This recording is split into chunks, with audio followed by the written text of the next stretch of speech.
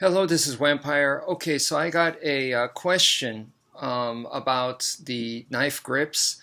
So I wanted to go into more detail on it. We're talking about the standard grip and the reverse grip. So first of all, before I tackle the question, this is pretty much the standard grip, okay? And the reason why I call it the standard grip, which I started calling this the standard grip many, many years ago, and like I said, I don't care if the thumb's here or if a pointer finger's here or, pretty much this kind of formation I call the standard grip. And the reason is because this is the standard. When you pick up a knife at the dinner table and you're going to use it to cut the steak or whatever, it's probably going to be like this. Therefore, this is what I call the standard grip. It is the most common, the most one you will be frequently using. It sets the bar. It's the standard, okay? And then in close range, because what I said to you guys was standard grip in long range, and then in close range, reverse grip, right? That was the general idea, and it's more of a guide, okay? And the reason why I say that is because in a real life situation, I have the knife in the standard grip and I end up close with the opponent, okay? Am I going to switch grips at that point? No. I can continue to use it in the standard grip, okay? Why then did I say for close range this? It's preferred. And why do we go to reverse grip in close range? And it's not because of some technique. It's not because this way I could stab into the ribs, puncture the lungs. It's not that. It's not kind of help you with the attacks or anything like that. The reason why is the most important reason that I could think of, which is safety issues. And all you got to do is get a knife, use a trainer. Okay, don't use a real life blade, and drop down and do some push-ups in the standard grip and do it in the reverse grip. See which one's safer for you. Okay, be shoved against the wall. Okay, so try it in the standard grip, try it in reverse grip. See which one is safer for you.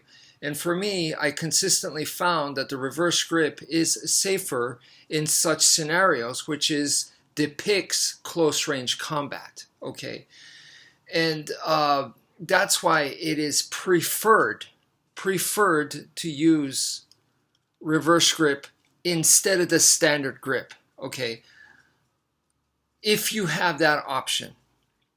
And switching grips, and this is where the question came in, is so in a real life situation, ranges, because I said long range and close range, right?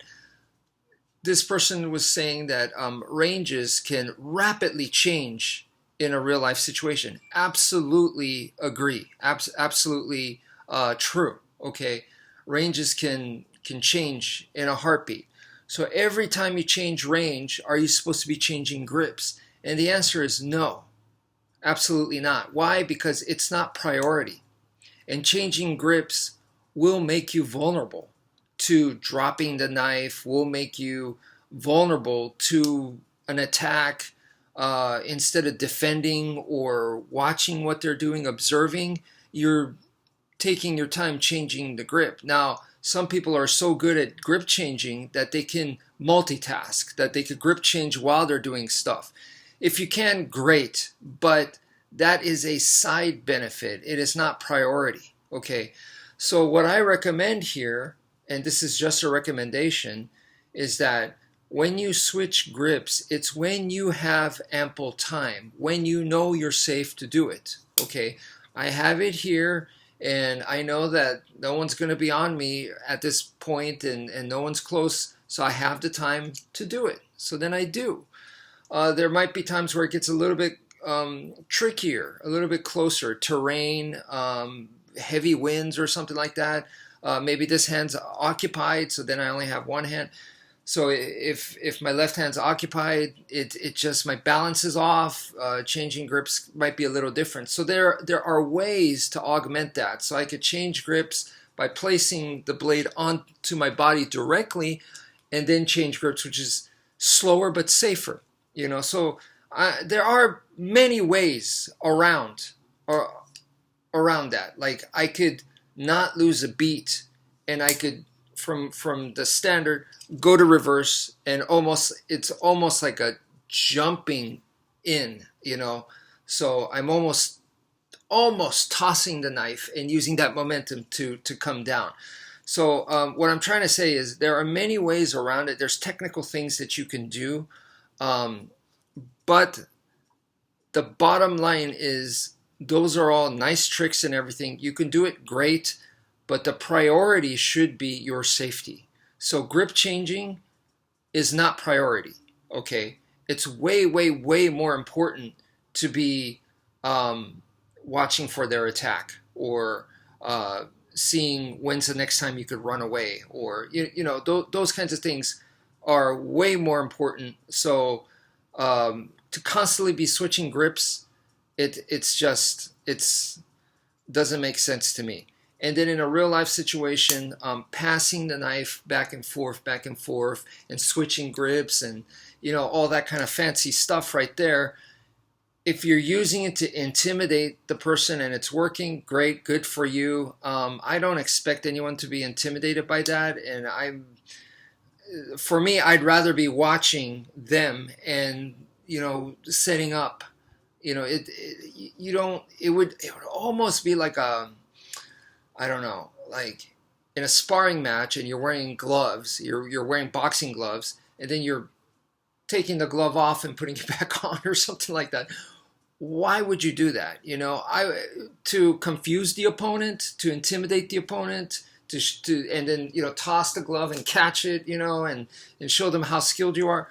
Great, good for you. But myself would rather be directly focused on what are the combos that they're using, what are the openings that they're consistently giving me. What's the kind of footwork is this person using? I'd rather focus on that kind of stuff than switching grips. Okay, so I hope that makes it clear.